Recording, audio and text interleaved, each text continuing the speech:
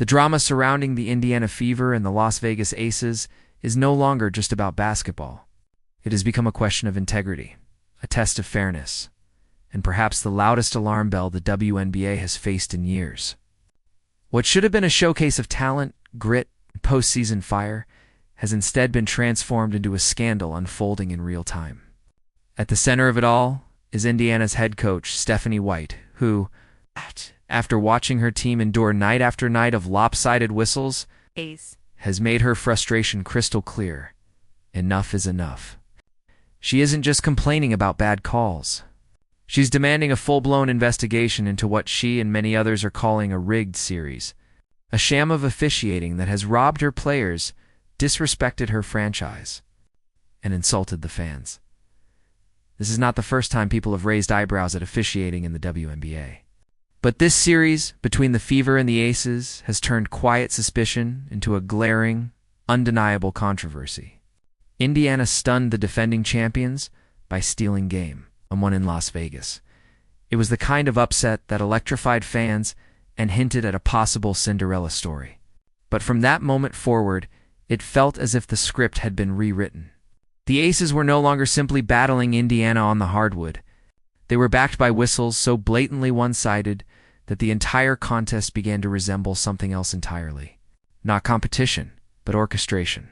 A performance where the ending seemed decided before the ball was even tipped. Stephanie White saw it. The fans inside Gainbridge Fieldhouse saw it. The box score confirmed it. Indiana wasn't being beaten by superior talent. They were being smothered by officiating. The evidence piled up quickly, a staggering free throw discrepancy. Phantom fouls that appeared out of thin air, reviews denied without explanation, in a rhythm-breaking barrage of whistles that destroyed the Fever's flow. What should have been remembered as a young team's breakthrough run now looks like a case study in how officiating can strangle the very soul of competition. Game 1 had offered hope. Indiana had gone into the lion's den, into Vegas's fortress, and came away with the shock of the postseason. Their defense was physical but clean, their offense bold and relentless. But that victory seemed to awaken something more sinister. In Game 2, the Aces leaned heavily on officiating lifelines. Whenever they needed momentum, the whistles came. Whenever Indiana pushed back, they were slapped with fouls. And by Game 3, the officiating bias wasn't just obvious, it was suffocating. The kind of imbalance that strips away any illusion of fairness and leaves players, coaches, and fans asking the same question: what exactly are we watching here? The defining moment of that third game will live in infamy for Fever fans. In the third quarter, Indiana's anchor, Aaliyah Boston, was called for a questionable foul on Jackie Young. Stephanie White immediately motioned for a review. Her bench ready, the arena holding its breath. But the officials, with a casualness that bordered on arrogance, refused to even acknowledge her request. No review, no explanation.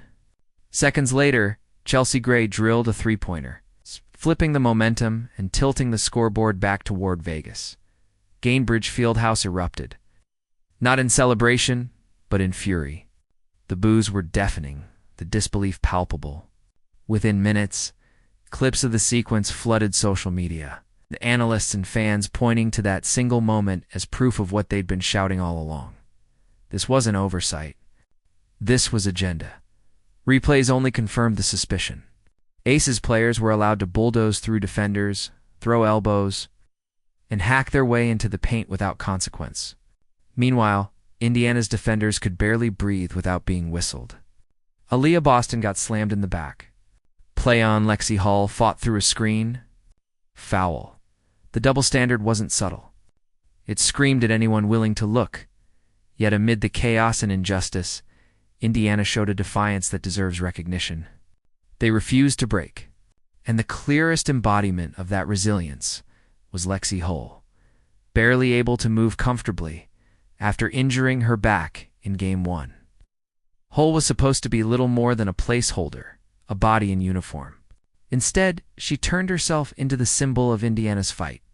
Battling through obvious pain, she delivered 16 points, 10 rebounds, and 4 assists, tying a Fever playoff record with her barrage of threes. Every bucket she hit, every rebound she ripped down, brought the crowd roaring back to life. Her effort was the kind of raw, gutsy performance fans remember for years. But tragically, even on the night she shined brightest, the conversation wasn't about her heroics.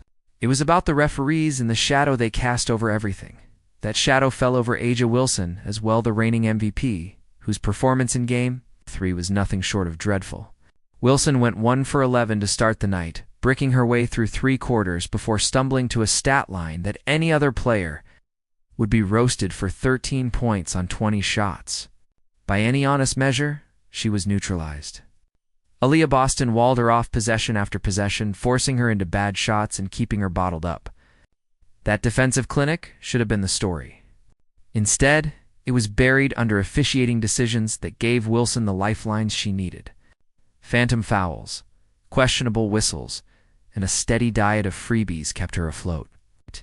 Even as her actual play betrayed her, the irony is impossible to ignore. Indiana did everything right. They executed their defensive game plan. They forced Wilson into an inefficient, forgettable night. And still, they lost. Not because Wilson rose to the moment, but because the referees tilted the floor so heavily in Vegas's favor that even her brickfest couldn't sink them. For Fever fans, that's not just frustrating. It's enraging. And yet, through all of it, the mainstream narrative bent over backwards to protect Wilson. Outlets praised her all-around impact, citing rebounds and hustle plays, while glossing over the fact that she shot 30% on 20 attempts. Meanwhile, Boston's defensive masterpiece went underappreciated. The reality was plain. This wasn't an MVP carrying her team. This was an MVP propped up by officiating while her teammates Jackie Young with 25 points. Chelsea Gray with her steady hand actually carried the load. Vegas didn't win because Wilson dominated. They won because the referees never allowed Indiana's grit to pay off. That's why Stephanie White finally snapped. Her frustration was etched across her face during her post-game remarks. She didn't couch her words. She didn't toe the corporate line. She called it exactly what it was: egregious. A -31 free throw discrepancy. Phantom whistles robbing her team